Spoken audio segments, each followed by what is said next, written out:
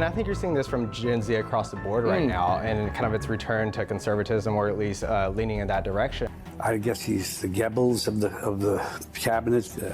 Stephen Miller, he's a Nazi. Lovable, lovey, you know, sort of crazy granddad's gone a bit crazy about Trump. I mean, this is the kind of rhetoric that will get people killed, and like you just said, Nazi used to mean something.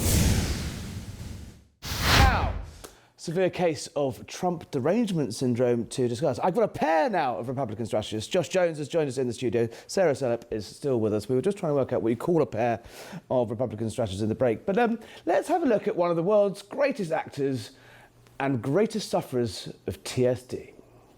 He's an alien, and he wants to hurt this country. It's something deeply psychological in him. He wants to hurt people. He wants to hurt this country. He doesn't care. And what saddens me the most, upsets me the most, is that people follow him and they think and they kiss his ass and they look up to him. And I don't understand it. I don't understand the people in his cabinet, some of them, Rubio, other one, how they can live with themselves. Donald Trump is an alien. Josh Jones, he's been called a king, a tyrant, and now an alien. These people are just cracked, haven't they? Yeah, I mean, they don't get it. If you go back to 2016, they did the exact same thing, and flash forward to 2025, and guess what? He's the president again. Yeah. So on the Democratic side of the aisle, both in your elected leaders and then also in celebrities as well, I mean, they're just totally out of touch with their messaging, and I don't think it's resonating. I mean, to call the president an alien and to go after his inner circle like that is totally disconnected from what the American people are. I mean, look, Kamala Harris tried all this last year. She spent all those millions of pounds from Beyonce gigs and Bruce Springsteen and getting celebrities and lobbyists in it. You're an up-and-coming young man who looks at this, who's grown up in the Trump era, essentially. When you see elderly Hollywood lobbyists like that, what does it make you feel as a member of your generation? I mean, look, and I think you're seeing this from Gen Z across the board right now, and kind of its return to conservatism, or at least leaning in that direction, you're totally right. I've grown up in the social media era when everything's been online and with the internet, and the Hollywood elite are totally just out of touch with the average everyday American. And you saw this in the 2024 election of Kamala Harris bringing in all these celebrities, trying to win over young people. And the numbers went the other way, right? Yeah. Sarah, you strategize, you poll, does this stuff help them or help? Or is it net positive, or is it? I just like the line that Kamala and the Democrats did not pay the celebrities. They just ended up being there. Sorry, of course. They just mysteriously happened. Beyonce did not perform. But that's the funny thing. If you read Kamala's book, you see all of this. You read it for me, I think. I read the extract. Did you read my tweet thread? Yeah. I got 72 pages in and I was like, dear God, please make this stop. But that's the funny thing. Like, of all people, Robert De Niro, like, sir, go else somewhere. Like, we respect Trump. We are not terrible people.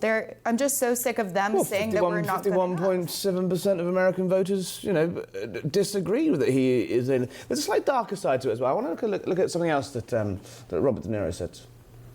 He will not. We see it all the time. He will not want to leave. He set it up with his. I guess he's the Goebbels of the cabinet. Stephen Miller, he's a Nazi. Yes, he is, and he's Jewish, and he should be ashamed of himself. So, lovable, lovey, sort of crazy granddad's gone a bit crazy about Trump. But at the end of the day, there's a horrible smear there, and a really nasty streak, Sarah Selip, about, Stephen Miller. Yes, he's a hardline, MAGA guy. He is leading an aggressive clampdown on immigration and lots of other matters. But calling a Jewish guy Goebbels and calling him a Nazi without a flinch on mainstream television. Right. That's the kind of dark place the left has got to, right? Exactly. Well, this is exactly what we've been seeing since 2015. But first off, Robert De Niro is 80-something years old. He needs media training, because I couldn't understand a word that he was saying except for Nazi. And that's how it keeps going. They need a filler word. It's Nazi, fascist, you're not woke, you like kings, tyrant, all of that stuff. I am so sick of hearing these buzzwords that they're throwing around. Like, remember when Nazi actually meant something? Yeah, and the word racist meant something. No, exactly. And Josh, you're surprised. Then you read stories like the FBI discovering at Palm Beach a potential shooting spot with 2 attempts on the president's life last year. you know, we had people at the No Kings rally, you know, shooting themselves in the neck, you know, but recreating the assassination of Charlie Kirk as a political left-wing statement. Do people like Robert De Niro have responsibility for the sort of mood of the nation? Yeah, absolutely. This is how people get killed. Going back to Charlie Kirk, you've had multiple assassination attempts on the president himself. I mean, this is the kind of rhetoric that will get people killed. And like you just said, Nazi used to mean something. The Nazis were in the 1940s, and that's why America and Britain and the Allies fought against.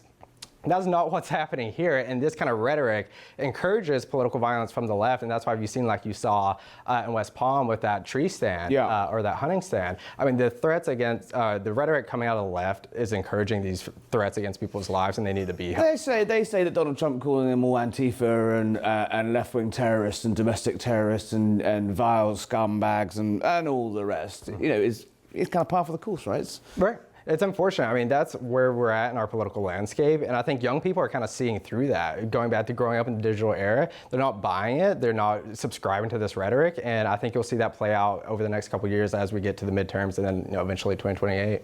Talking of rhetoric and conversation, a fascinating story that's broken in, we've been covering at length on the show. In fact, Graham Linehan, the comedian at the very centre of this storm, came on the show not long ago.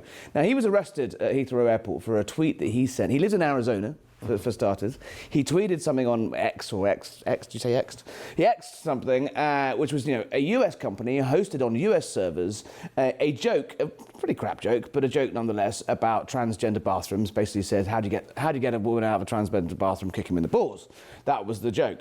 Now, the Metropolitan Police used terror cops to arrest him. He's just been cleared tonight. He's been facing no further action. Not least, I think, from pressure from the sort of global condemnation of their outrage. The Metropolitan Police, who run Police London, have said they will no longer be investigating these sort of non-crime hate incidents, as they call them.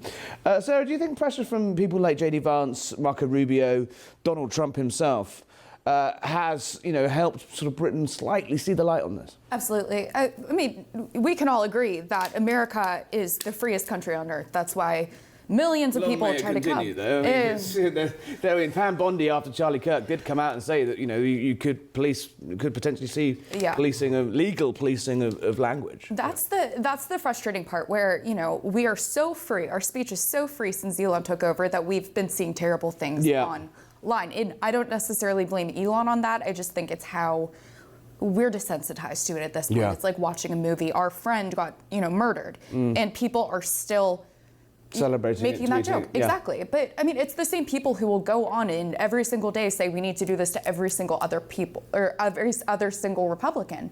Like, and it translates into what they were carrying, what they were wearing on Saturday. It was disgusting. So we are so free, our speech is so free, that of course it's going to trickle down to other countries. All right, we've had a very heavy show tonight, so a little bit of light relief. I mean, he may not be a king, but he's a king of the zinger. Let's see what Donald Trump said to the poor, unsuspecting Australian ambassador today. Even things the ambassador said about you in the past, the Australian ambassador? I don't know anything about him. I mean, if he said bad, then maybe he'll like to apologize. I really don't know. Did an ambassador say something bad about him? Don't tell me. I don't. Where is he? Is he still working for you? Yeah. You said bad? Before I took this position, Mr. President. I don't like you either. I don't, and I probably never will. Go ahead. Josh Jones, I don't think he was joking there. I think you're totally right. I mean, one of President Trump's biggest assets that he has is his humor. I mean, he's a real human being. He's a TV guy, right? He's got the comic timing. Right, yeah. He's a very funny guy, and again, it goes back to him coming from his background, but also just being a real person. I feel like so often in politics, people get so disconnected, and I don't think that's him. Final thought, Sarah, 20 seconds. I mean, that is not your normal diplomacy in action there. You can see that Kevin Rudd, former Prime Minister of Australia, wince as he was sort of given the box office treatment there. What you see is what you get. I mean, there's a reason he's good at making deals. He's a normal person with actual character traits that people want around them. Of course, you'd want that sense of humor. I want him as a friend. You couldn't write it. He is box office. Republican strategist Josh Jones, Sarah Selip, thank you for joining us on Save the West tonight.